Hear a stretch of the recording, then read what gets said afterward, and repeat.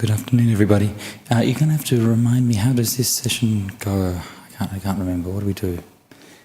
It involves meditation in some way. Is that right? Okay, excellent. Yeah.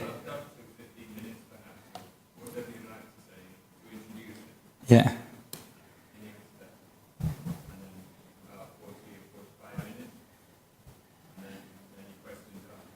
Okay.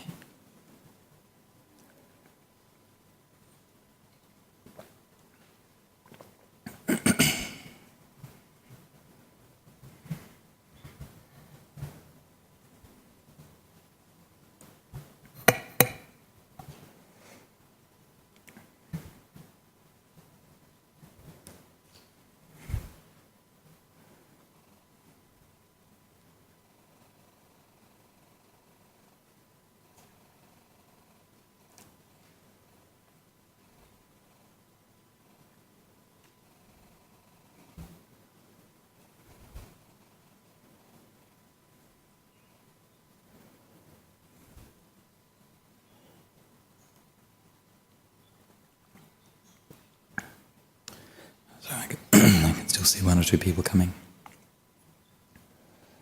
You'll have to pardon my voice this afternoon. I've been losing my voice the last couple of days, so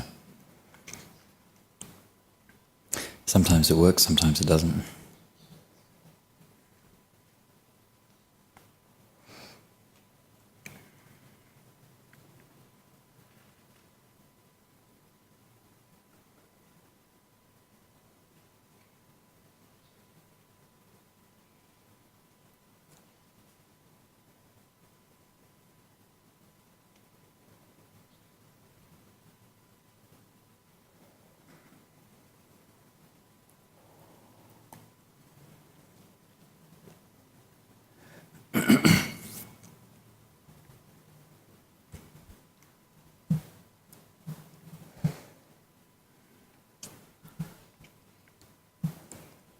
Okay, so for this afternoon's meditation class, I thought I might just share a few tricks and tweaks for your meditation. And this is just, I'm not going to try and give an overall teaching on meditation too much, but mostly just talk about a few different ways that we can approach dealing with various kinds of issues.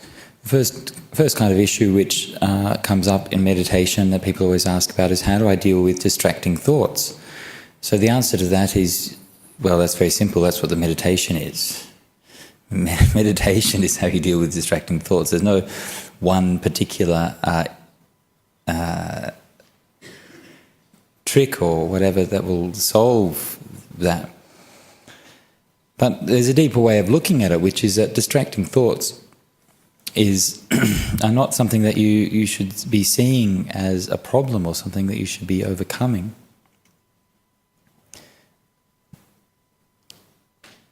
Rather than trying to push your way or try to make the thoughts go away, it's often much more effective and much more useful to reflect on them and to use some wisdom.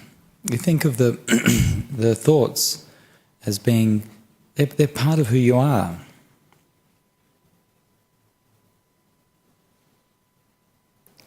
And when part of your mind is speaking, then you think of it like a little child. It's trying to say something, and you might not want to hear what that little child has to say, but that doesn't really matter. What matters is that the child wants to be heard. And the things that the child says are not necessarily sensible. They're not necessarily, wise or even really worth listening to. But that's not the point. The point is that there's some reason why the child wants to say those things. There's some reason why the child wants to be heard. And it's the same thing with your mind. There's a reason why part of your mind wants to be heard. That's why we think. Because there's a part of our mind which we believe to be unacknowledged or unforgiven or not understood or not listened to. And the more that we try to push those thoughts away, the more insistent they become. Like if you try to shut down a child and have them not talk, they just get more and more frustrated.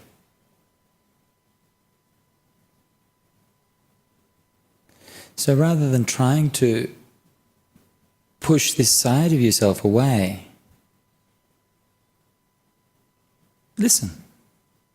Oh, okay.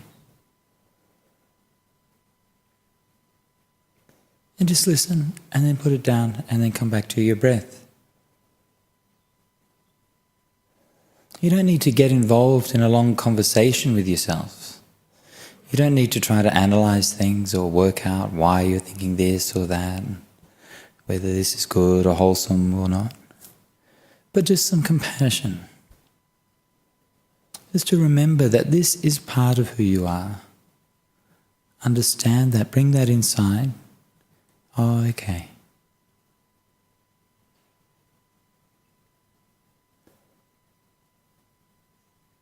And the more that we're able to own our thoughts, the more integrated our mind is.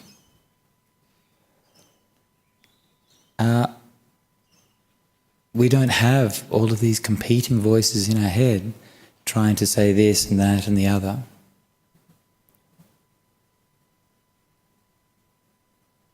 So this is a step towards unity, a step towards oneness in the mind.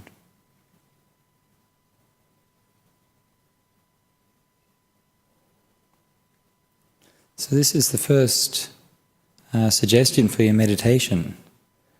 When you have thoughts coming into your mind, rather than trying to reject them, try to listen to them with compassion.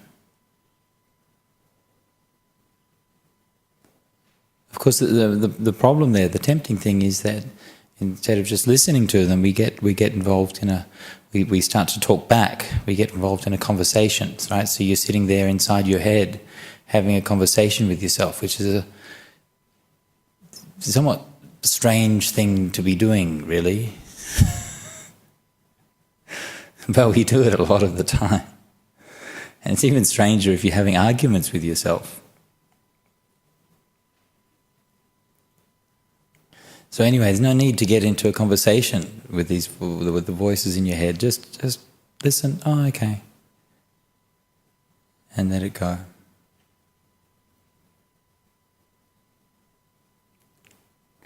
Now, when it comes to watching the breath, then there are two extremes that we often tend to fall into. And the Buddha used a very beautiful simile for these, and he's talking about his own meditation. He said that when he was learning to meditate, he said it was like he was holding a little bird. And when he's holding this little bird, sometimes he would hold it too tightly. And then if you hold it too tightly, then you crush it.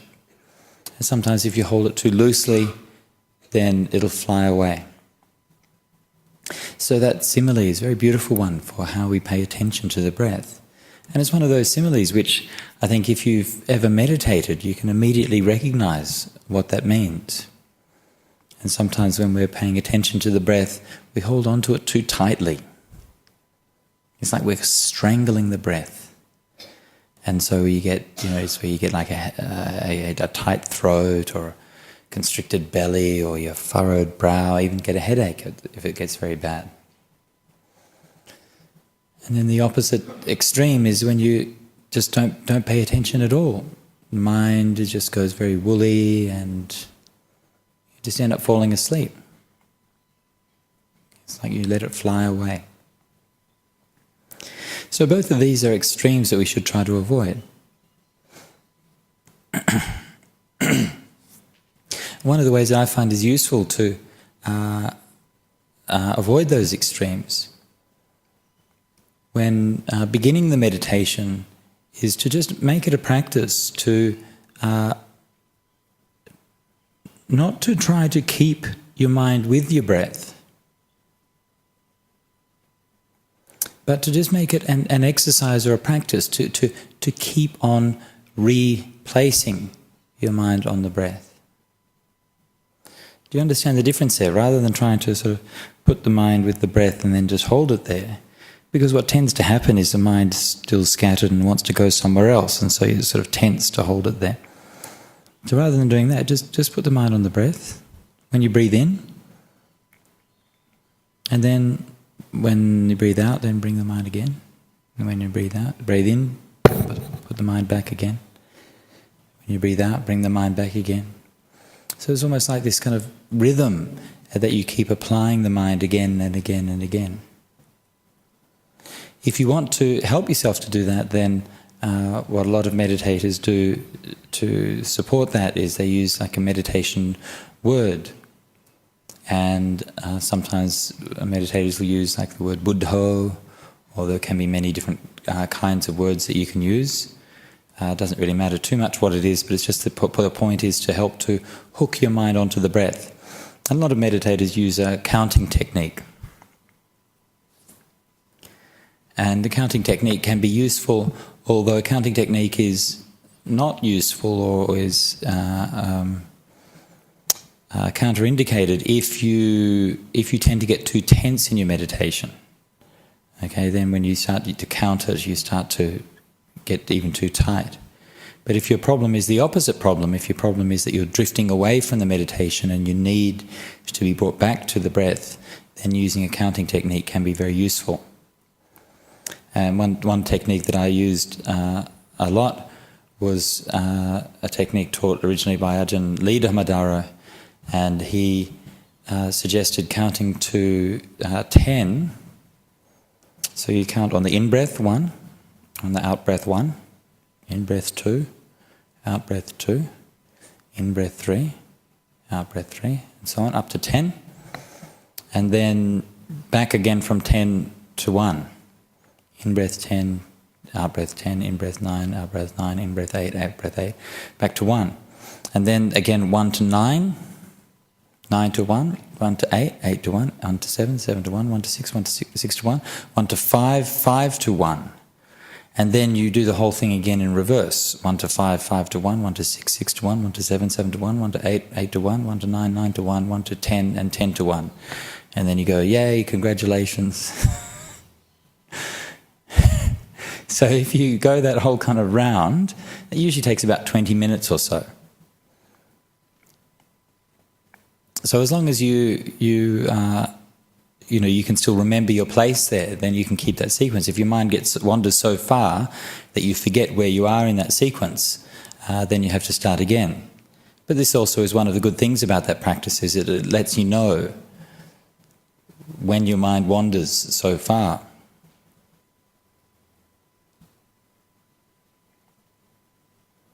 So that can be quite a good way, especially if your problem is that you tend to sort of really lose focus and drift and fall asleep in your meditation. It gives you something, a bit more of a task to do, that you can exercise your mind in that idea of just keeping on replacing your mind with the breath each time. But remember what I said, that don't do that if you find that it makes you become too tight.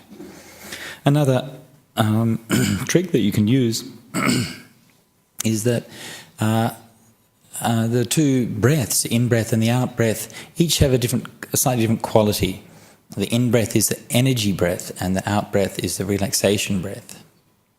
So each time you breathe in, you're bringing energy into you. And each time you breathe out, you're relaxing, energizing and relaxing. And that's that kind of rhythm, which is that's part of the reason why the breath is soothing, because that's a very kind of natural rhythm that life has. Daytime is the energy time, nighttime is the relaxing time. Summer's the energy time, winter's the relaxing time.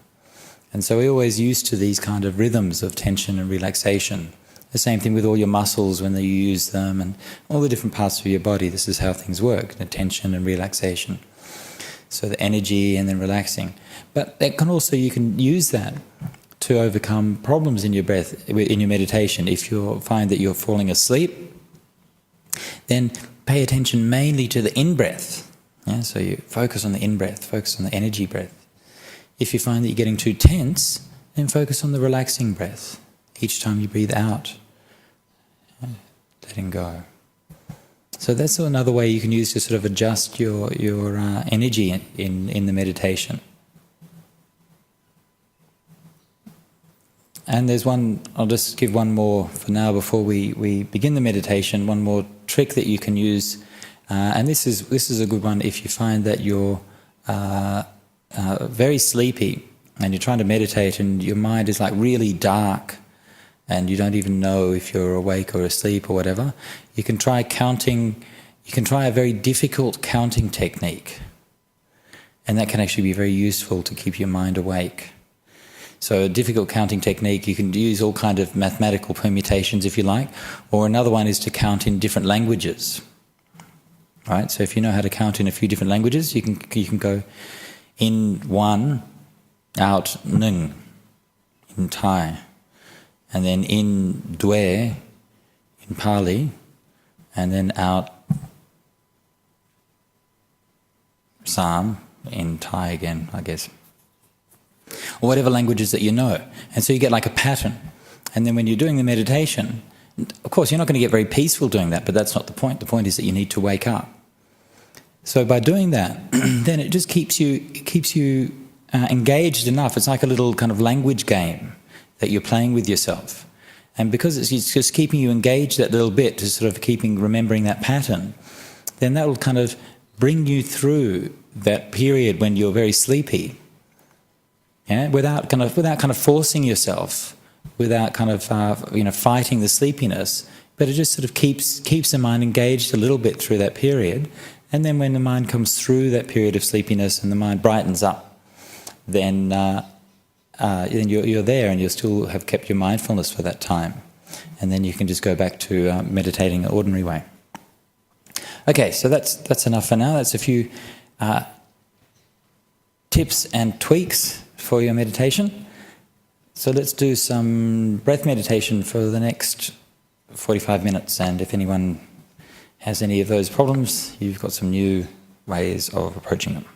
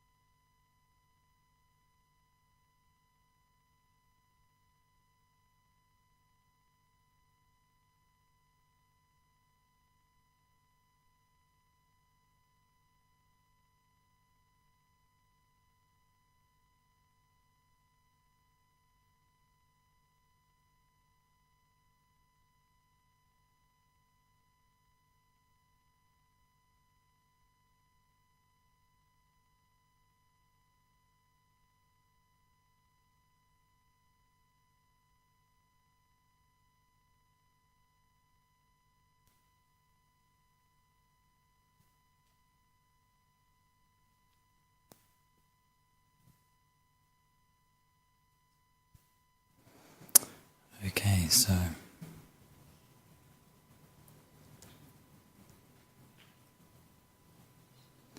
now we come to the question time. So we have a few questions from overseas and one in the box. So I don't know if anybody here has any questions. Maybe we can hear them afterwards. But anyway, let's start with the ones from OS.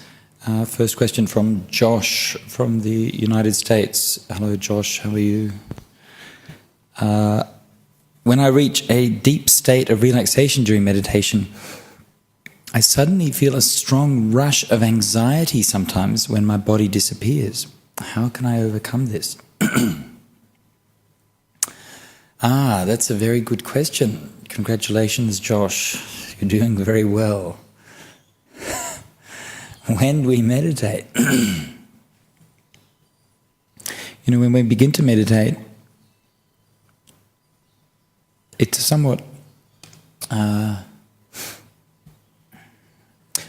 trivial exercise. We sit down and we watch our breath go in and out, and sometimes we watch our breath and sometimes we don't, and the mind gets a bit more peaceful and sometimes it doesn't. And that's often the end of the matter. That's all that happens. But the deeper that we go into meditation, the more amazing things start to happen. I remember the first time I meditated, and I was doing a retreat in Thailand, and they told me how to meditate, and I sat down for 20 minutes and did some meditation, and at the end of it I thought, is that all? Is that, well, what's this stuff about anyway? Everyone's getting so excited about meditation and nothing happened.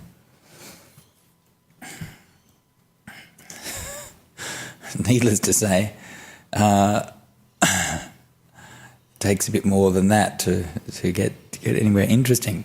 So as we go on, we gradually start to peel off the layers of the mind. We go deeper and deeper. We step further out of the so-called real world.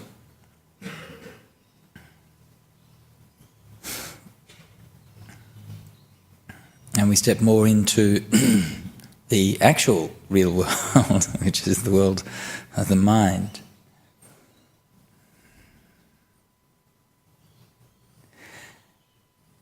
And along that way, we often encounter things which are unusual, fascinating, disturbing, and sometimes just downright freaky. So you've got to be, when you're practicing, you've got to be prepared for all of these things to happen. And you also have to be prepared for all of these things to not happen. Because a lot of the times meditation isn't like that. A lot of the times it's just fairly ordinary and nothing much goes on. And that's fine too. That's not a problem. So we shouldn't be looking for extraordinary things to happen, nor should we be shying away from them. But one of the main tendencies of the human mind is that we tend to be afraid of the unknown. In fact, that's probably the root fear of all. It's interesting to think about, isn't it? I mean, sometimes we think that maybe fear of death is the most fundamental fear that we have. But fear of death is really just fear of the unknown, isn't it? If we knew what was going to happen when we were going to die, we wouldn't be very worried about it, right? So I think it's that fear of the unknown is even more basic.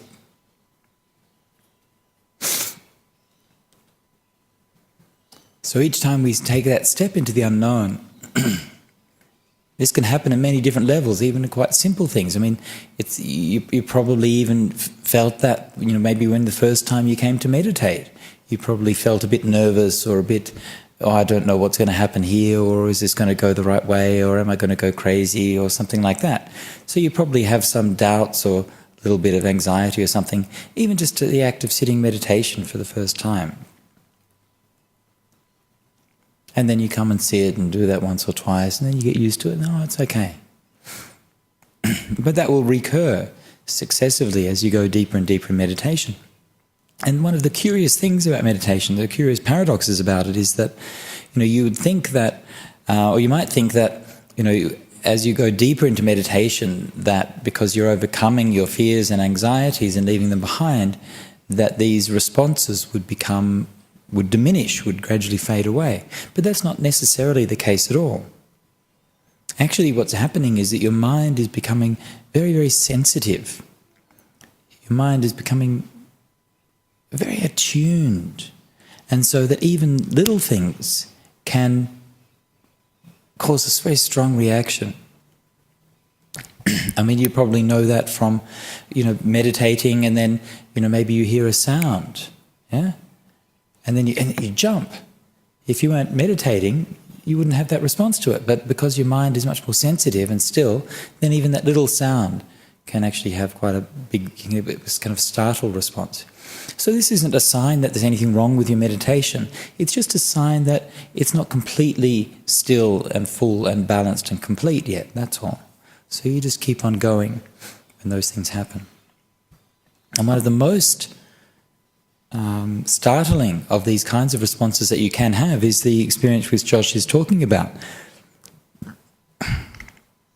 Just to repeat, when I reach a deep state of relaxation during meditation, I suddenly feel a strong rush of anxiety sometimes when my body disappears. How can I overcome this? Right, so you're sitting there very, very peaceful, very relaxed, and so relaxed that sometimes your body feels like it's going to disappear. Is it any wonder that you feel anxiety because your body is disappearing? It's kind of a freaky thing, isn't it, right? Imagine you were just walking down the street and suddenly your body disappears. You'd be like, whoa, what's going on? Right? It's the same thing in meditation. The body is all we've known. Every waking moment. Since we were born, we've been running around in this body. And all of a sudden it's not there? Of course that's going to freak you out. So what you're seeing there is that kind of deep, very subtle and very deep attachment to the body, yeah? Which is grabbing hold of it, doesn't want to let it go. So as far as overcoming it, so the first thing to do is to just understand it as I've just explained, and then you realise, it's very natural. Okay, it's not specific to you. It's nothing unusual. It's just a very normal thing that happens. Now, most of the time, all you have to do is just do it a few times, and you gradually get more familiar with the experience. And as you get used to it, it's not unknown anymore. And then it's okay. Okay? But if you're finding that that's not working and that you need to do something to help you to overcome that fear, then you can just try practicing before you come to sit meditation. Okay? So before you come to do your normal samatha meditation, watching the breath or whatever that you're doing, just spend a few minutes each meditation doing some contemplation of impermanence.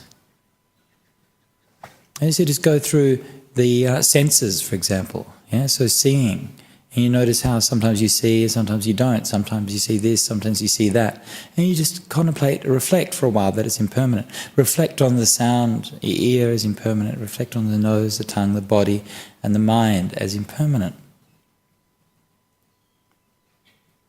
And so if you do that before you start to sit, then you're pre-programming your mind to accept the idea that all of these things will disappear. And as you're sitting to meditate, gradually these things will disappear. Now, when you're actually meditating, you just focus on the meditation. You don't reflect on impermanence while you're doing that. You just focus on the meditation. But again, afterwards, what you can do when the meditation's finished, you can reflect on impermanence again. Look back over that meditation and look back at what actually happened during that process.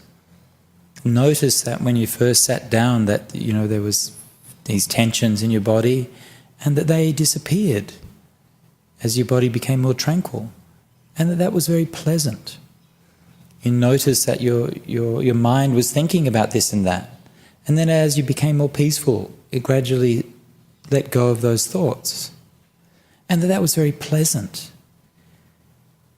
And so if you, at the end of the meditation, remind yourself and reflect back on the fact that the ending of all of these things is very pleasant. Tesang vupasamo sukho.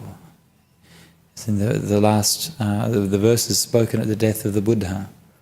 Anicca sankhara upadavaya dhammino upaditva niruddhanti tesang vupasamo sukho. Alas, all conditioned things are impermanent. They are subject to rise and fall. Having come into being, they pass away. Their stilling is bliss. So we reflect on that at the end of each of the meditation. It was the ending of those things. That was why that meditation was very pleasant. When I started out, I was worrying about that. And then I let go of that worry. It ceased. And it felt so good. And so when you reflect like that, if you do that, just reflect like that for a few minutes at the end of each meditation, and then again you're helping to program your mind to understand that the impermanence of things is pleasant. So anyway, good luck with that, Josh. Next question, Tan from Singapore. How do you give insight during meditation? Do you contemplate, e.g., impermanence, or does insight come naturally? Bit of both, really. Ask yourself, how does wisdom and how does insight arise in your life? Now, if we look at that, then I think what we find is that there's usually a twofold process, which is actually a threefold process. The twofold process is, if you want to understand something, or there's a process of inquiry and finding it out, learning stuff, thinking about it, reflecting, asking, questioning. Right? So there's that kind of active stage of doing things. But then there's the stage of actual insight and understanding things. And that insight and understanding of things happens all by itself. It just comes. And these are two quite different things. But one is dependent on the other, right? If we don't do the inquiry and the investigation and the learning, then the insight, that moment of clarity, won't arise. So these are the two things. But why are the two things really three things? Because in between those, there's something else. In between the investigation and the inquiry and the insight, the moment of clarity, there's stillness. So if the deeper the stillness is, then the deeper the insight will become. This is a very, very mysterious part of how the mind works. You know, we think we know how the mind works, but it is so mysterious. Let me ask you, and it's not just complicated things, it's simple things as well. Let me ask you just a simple question. What's 7 plus 4? Right? Now you all know the answer to that. And let me ask you a question, where did that answer come from? And when I ask this to people, I've asked this many times, people usually say, it came from memory. Right? But no, that's not what I want to know. That's just using a word to try to pretend that we know how this is happening. What actually happened in your experience? First I said something, and then a number, 11, came into your mind. First it wasn't there, and then it was. It's not like we go to a place in our mind called memory and then pull out this number and then say, here it is. It's just not there, and there it is. That's how insight happens. The understanding isn't there in your mind, and then it is. And we can't force that. And there are many, many descriptions of this in the Buddhist scriptures when it's talking about, especially if you look at the Theragatha and Therigatha, where it gives the accounts of how the monks and nuns in the past became enlightened. And they're constantly saying things like that. One nun was saying, like, I washed my feet, and as I washed my feet and I saw the water disappearing, suddenly my mind was freed. Another one saying, I went back to my hut in the evening and I turned out the lamp, and as the lamp went out, just then my mind was released. So that moment of clarity, it just happens. We can't force it, we can't make it happen. Okay? But what we can do is to cultivate the conditions that will conduce to and will help the arising of those moments of insight. So, and one of the ways we do that is through doing what we call vipassana meditation. And there are many different ways that we can do vipassana meditation. You can go on different retreats and so on. People will teach them. You can use Dhamma teachings. And there's many suttas where the Buddha teaches like this. You use the different frameworks of the Dhamma as a guideline for you to structure your meditation and your reflection. So one of the easiest ones to do is the 6 senses. So when the Buddha analysed the 6 senses, as he did many times, he said you have the eye, the sights, the things you see, and the eye consciousness, and the coming together of the 3 is contact. And so this is a framework that you can use for your meditation. You meditate firstly on your eye, just on the inward physical base of your sight. Yeah? What is it like? What does it feel like? You can imagine it, what your eyes look like, what they feel like. You can actually feel the touch of them sitting there in your eye socket. And you get a clear impression in your mind of what your eye is like. When you have a clear impression of that, then you get a clear impression of what is sight's like. And then you just, even if you're meditating, you can open your eyes a little bit and just not look at things, but just look at what that quality of sight and seeing is like. And just focus on that seeing for a while until you get a clear idea of that. Okay? And then the consciousness, the awareness of that sight. And so you notice what that is like.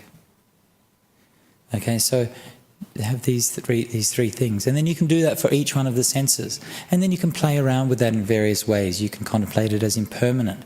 You can look at you can compare the different senses. For example, you get a very clear idea of what seeing is, and then you compare that with hearing. And when you do that, it's actually quite startling, because seeing is such a completely different kind of thing than hearing is. And yet normally when we create our world, we see a person and they speak to us, and we put those 2 things together and it's a person talking, right? And in fact, there's 2 completely different things happening which we've joined together in our mind. So you contemplate these things in themselves, and then you contemplate how they're connected with each other. And so then you begin to understand the conditionality and so on. So that's like a meditation exercise that you can use to get you started for doing vipassana. And many different ways that you can do that. And these kinds of practices, you can do that as a complement to your stilling the mind practice through doing breath meditation and so on. And that will help you to lead to those moments of insight and clarity arising. Okay, question of Na in Adelaide. Good afternoon, Na. How's Adelaide doing today? It's very warm today in Perth. Okay, I always wake up around 1:30 a.m. in the morning. That's ridiculous. Every day, with a feeling of peacefulness and stillness inside. Okay, no one's allowed to be jealous here. Okay, the jealousy is an unwholesome emotion.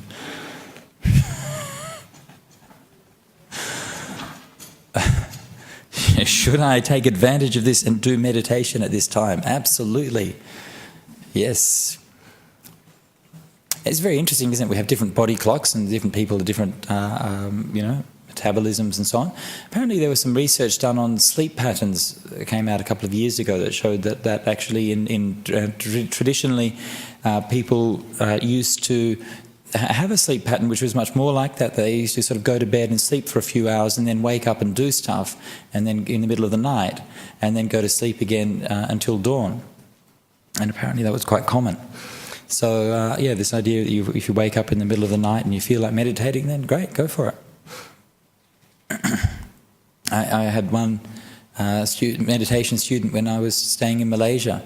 They came to me one time and said, "Oh, Ajahn, I have a problem in meditation." I said, "What's your problem?" And she said, "Well, when I go to bed at night, I lie down and I watch my breath coming in and out." I said, "Oh, that's good." And she said, "Yeah, and I feel very, very peaceful. And I just lie there and my mind feels very, very peaceful, and my mind gets brighter and brighter and brighter until my mind is just filled with light. And that light just stays with me all night. And I just lie there full of light the whole night, and I don't sleep at all." And I said, "Well, how do you feel the next day?" She said, "Oh, I feel fine." I said, "I don't think that's a problem."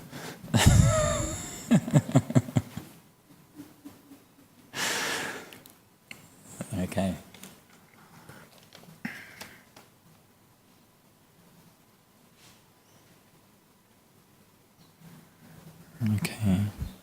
Okay. So this the message here says, "Thanking you, Ajahn Brahm." Ajahn Brahm's not here. Anyway, I'm the substitute Ajahn Brahm for today. This person's asking about going into an unknown future, an entirely new life situation.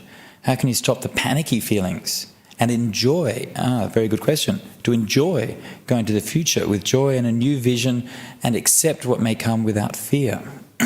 So this is also a very good question, and it somehow relates to that first question about meditation, about your body disappearing when you're going into meditation, and that fear of the unknown. You know, if you think about it, that we are always kind of afraid of the unknown, and that fear comes up very quickly. But also it's from the unknown that we learn, isn't it? If we always stick to what we know, we never learn anything. You know, we get very complacent and narrow-minded very quickly. That's one of the things I've been very conscious of since I've been a monk. I don't like to just always keep on doing the same thing, because you end up getting very complacent very easily. So I always like to challenge myself, do something different, get into a new situation. So if you're finding that your life is changing, then that's good. Just go forward. You feel afraid? That's all right. Fear is just a feeling. Anxiety is just a feeling. Don't worry about them too much. They'll come and they'll go. But you look to what are those things that you can learn. And one of the things that I've noticed in life is that if you have people who are always scared of new things, always kind of focusing on what are the drawbacks of doing new things, and they never actually accomplish anything that's really, really positive.